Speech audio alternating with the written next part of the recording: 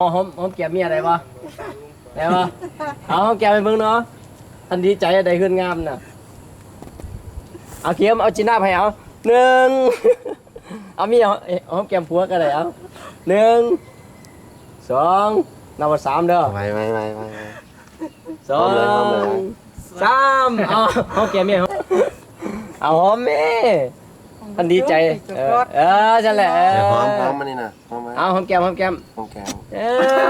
อย่างผัวมานี่ผัวหอมแก้มมานี่หอมคืนดีใจหลายเอากอดคอได้กอดคอก็ได้หอมแก้มเมียเอาหนึ่งสอง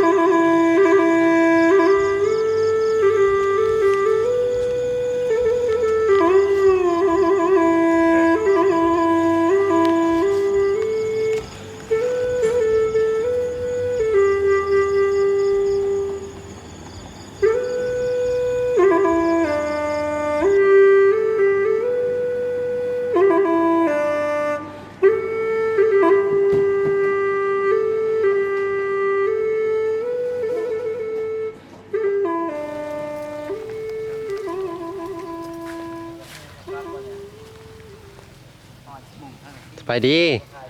มาครับเฮ็ดยังนี่ปลูกเหือนบ่ ปลูกเฮือนสิได้เฮือนนี่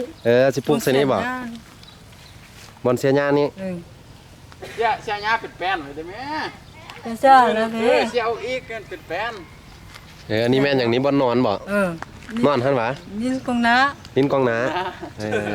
ลิ้นเหือนน้อยลิ้นเฮือนน้อยเจ้างามก็เอาห้องนุ่งผ้าคานเนาะอยู่กินใส่ซั่นก็กินต้มมะกวยเป็นแม่ชีเข้าห้องน้ำอยู่ไสนี่เข้าห้องน้ำห้องหายอยู่ไส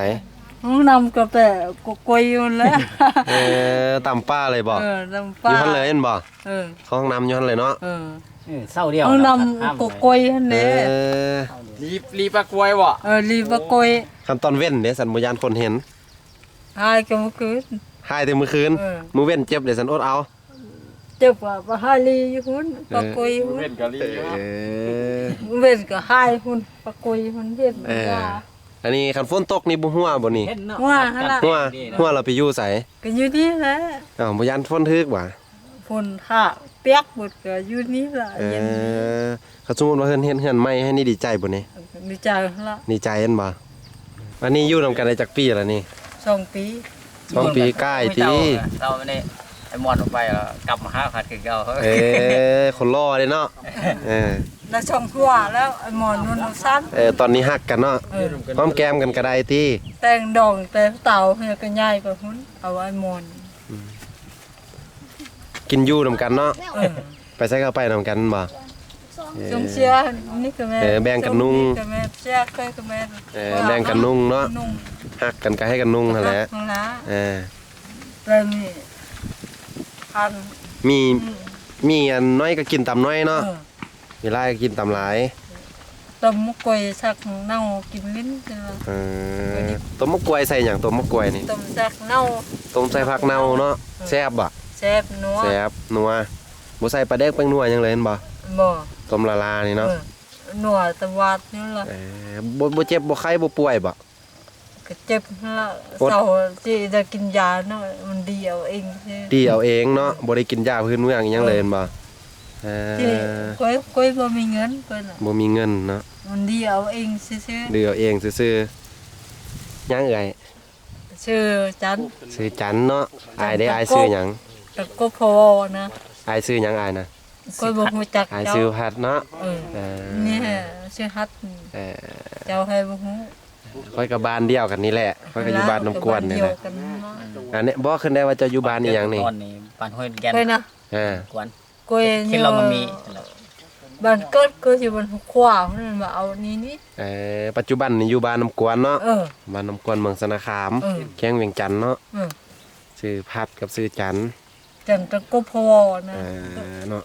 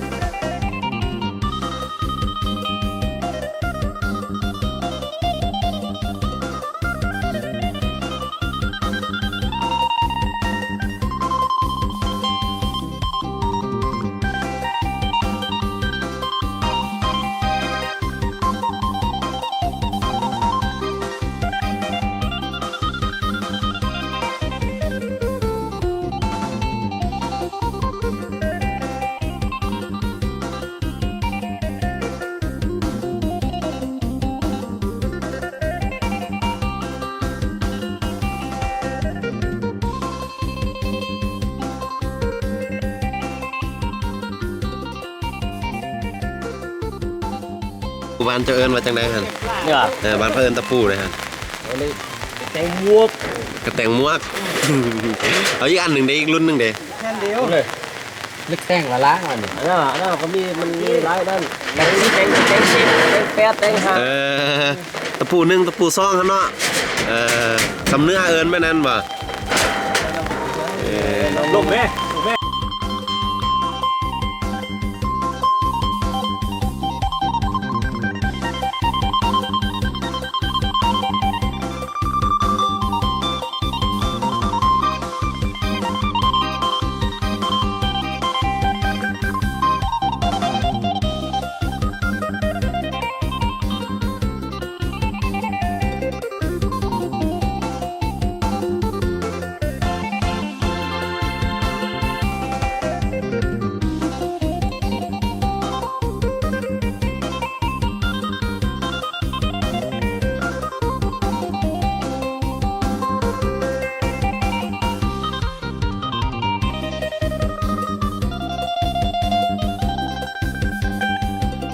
กินข้าวกับหยังก่อน